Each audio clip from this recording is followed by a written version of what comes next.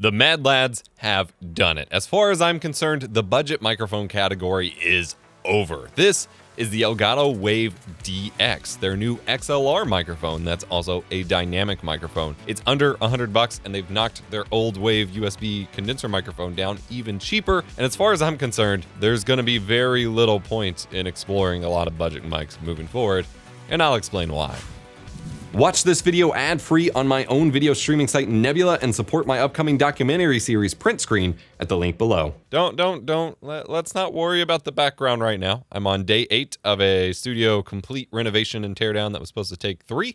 Just give me a couple more days. But Elgato have released a new microphone today, so I had to stop in the middle of everything to record a video. Thanks, Elgato. But it's honestly really impressive, but in a way that is also really boring. You see, the cool thing about covering budget products in content creation and streaming is that usually the best budget option usually comes with some sacrifices. It doesn't sound or look as great as it's supposed to. There's some quirks, whatever, that doesn't really apply here anymore. And it's that hunt for the perfect budget piece of gear that has the right sacrifices that you don't care about, but while doing the things right that you do care about, that makes hunting through budget gear fun. Elgato have made it a lot less fun because the Wave DX is $99, which competes with the likes of the Samson Q2U, the Rode PodMic, microphones like that people frequently recommend, but I always have criticisms with how they sound. I think this might be the Q2U killer, if not for the fact that it's only XLR. This little kind of cube cylinder situation going on here is Elgato's new microphone. It is an XLR dynamic microphone. So the difference between a dynamic microphone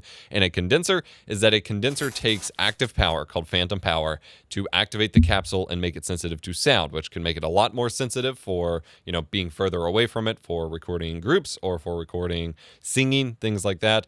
But makes it more susceptible to room noise, background sound, things like that. Dynamic microphones are actually activated by your voice effectively like rippling on the capsule and pick up a lot less background sound because they're less sensitive to, quieter sounds at a distance. The cost between the two tends to be that condenser mics tend to sound a little bit more natural, a little bit more, true to life, whereas dynamic mics tend to have a little bit more of a radio broadcasty sound. But Elgato have once again, just like with the USB mic, paired up with the folks over at Lewitt, and I think they made one that sounds pretty natural. In my first initial tests, I was kind of impressed that it just kind of sounded like me. There's no over-the-top EQ that makes it all boomy. There's no, it's not all compressed sounding like the Q2U. It's just me. One of the things that also impressed me during my initial testing is the pop filter. Pop filter. Plosives. Plosive. Kill. At least in my original test, it'll probably change with this one because that's how these videos always go. There's actually not a whole lot of plosives. Every microphone you buy on the market in the dynamic space claims to have a built-in pop filter, and you still pretty much always need to keep it at an angle or use a pop filter anyway. I would still recommend keeping this one at a little bit of an angle, but the pop filter performs significantly better than most microphones in this category that I've tested, which is pretty baller. There's not much to say physically about it. Like I said, it's more kind of cubic than, or rectangular prism than cylinder like a lot of microphones, but it does have the rounded edges. You talk into this end of the microphone. It has a single mounting point here, which means no shock mount, but you can gauge for yourself if you think that's necessary. They claim the logo. It's got a little Elgato logo right here.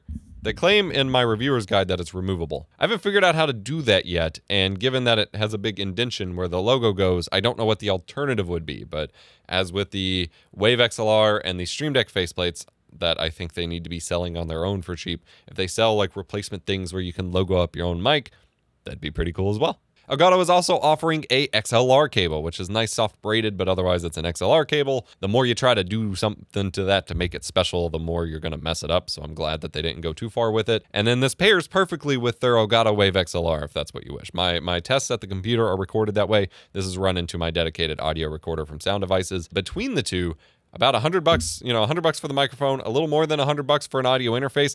That still makes it cheaper than some of the new all-in-one solutions like the BEACN mic or something like that, where you still get the multi-track functionality over in the Wave XLR software. They now have VST support, so you can add in your own noise suppression with RTX Voice because they built a VST plugin for that, or with RN Noise. You can add in your own compressor and EQ and things like that, but they said they really wanted to tune it to sound kind of flat and natural from the get-go rather than being super boomy and bassy, as I have complained about with other mics like the BEACN mic, where the entire mic capsule is tuned to that way and you can't really fix it without making it sound worse in other ways, this microphone is about as boring sounding as it gets, and that is a damn good thing. It is very hard to like explain why something being boring and less interesting is actually really good, but they've made a microphone that gets out of your way and just sounds fine. And even at a distance, like I am 2 inches off the mic right now. I'm now 2 fists off the mic, and obviously you'll want to adjust levels or start speaking a little bit more loudly, project and things like that.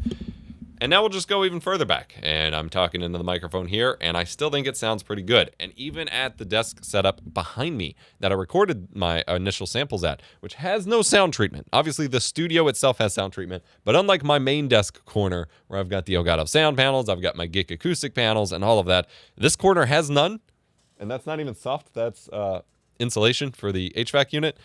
I didn't hear any, like, room pickup, which is pretty nice. So I'm gonna roll some comparisons to some similar microphones.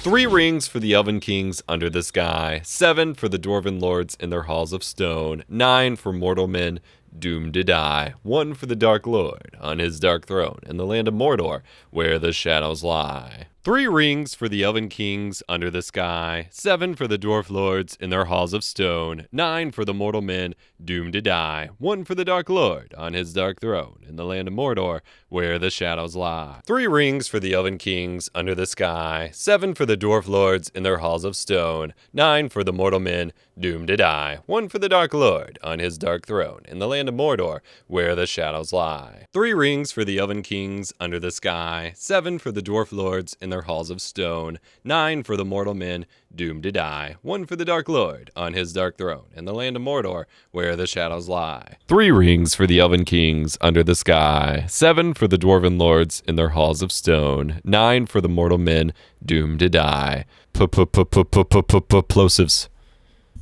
Pepperoni pizza is the pizza for you and pizza. 3 rings for the Elven Kings under the sky, 7 for the Dwarven Lords in their halls of stone, 9 for mortal men doomed to die.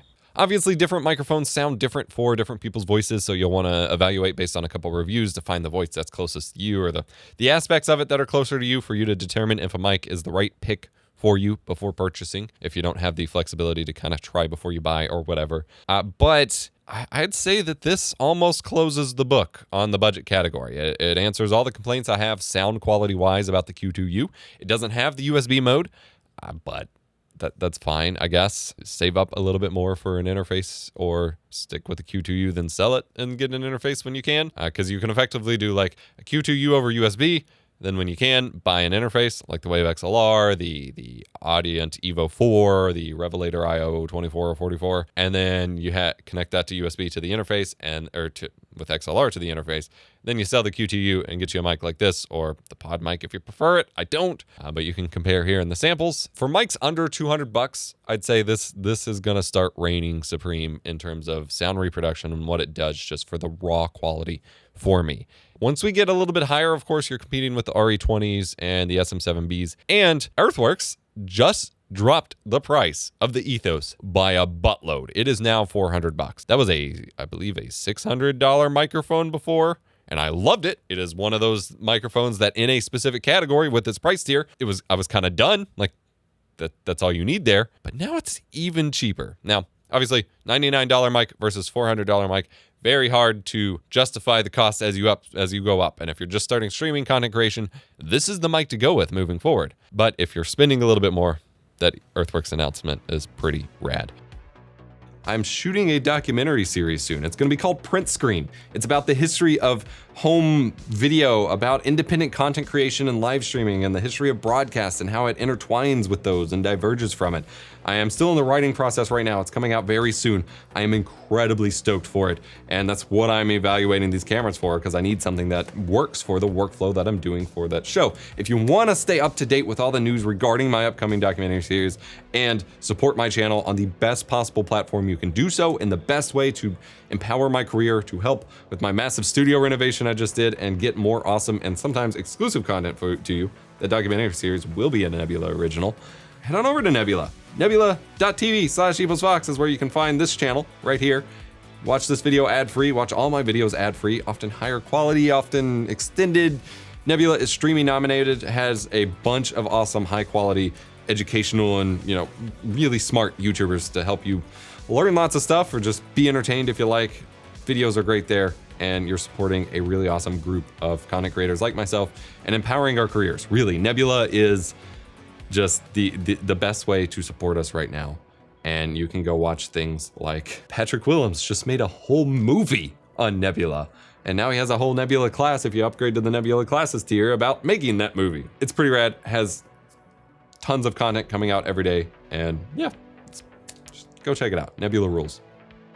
Just a quick video here for you all about a microphone. Not much to say about them these days, especially when they're as boring in the best possible way as this microphone is, but wanted to get you know, a review out to you all regardless. Mic samples and other reviews will be linked in the description down below, as well as our Discord server where you can get some updates on the renovations and things like that. Remember to be kind, rewind.